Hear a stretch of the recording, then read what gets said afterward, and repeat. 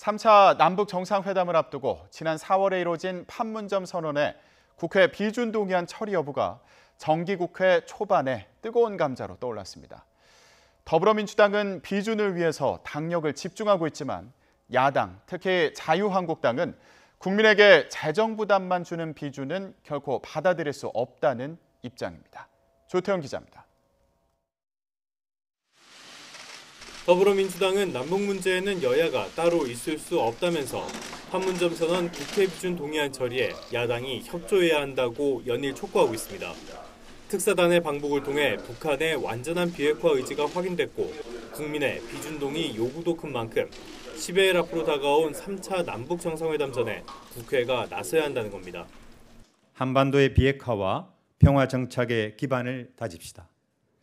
이를 통해 국민의 하나된 마음을 모아 문재인 대통령이 정상회담을 위해 평양으로 출발할 수 있도록 힘을 모읍시다. 민주평화당과 정의당 역시 한반도 평화를 위해 판문점 선언 비준 동의안 처리에 협조한다는 방식입니다. 반면 자유한국당은 정부와 여당의 밀어붙이기는 결코 수용할 수 없다는 입장입니다. 북한의 비핵화에 진전이 없는 상황에서 판문점 선언의 비준 동의안부터 처리할 수는 없다며 정부의 재정 계획을 검토한 뒤 국민적 합의를 구하는 것이 먼저라고 지적했습니다. 절차에 진입조차 하지 않았습니다. 이러한 상황에서 막대한 예산이 수반되는 판문점 선언을 무조건 비준 동의하라는 요구는 평화에 대한 담보도 없이 돈만 퍼주자는 얘기와 다름없습니다. 국민의당 출신과 바른정당 출신의 불협화음이 터져나오는 바른미래당은 결의안을 먼저 채택한 뒤 비준 동의를 논의하자고 제안한 상태입니다. 판문점 선언에 대한 지지와 북한 비핵화를 촉구하는 내용 등을 담은 결의안부터 논의하자는 일종의 절충안입니다. 자유한국당의 참여를 이끌어내는 것입니다.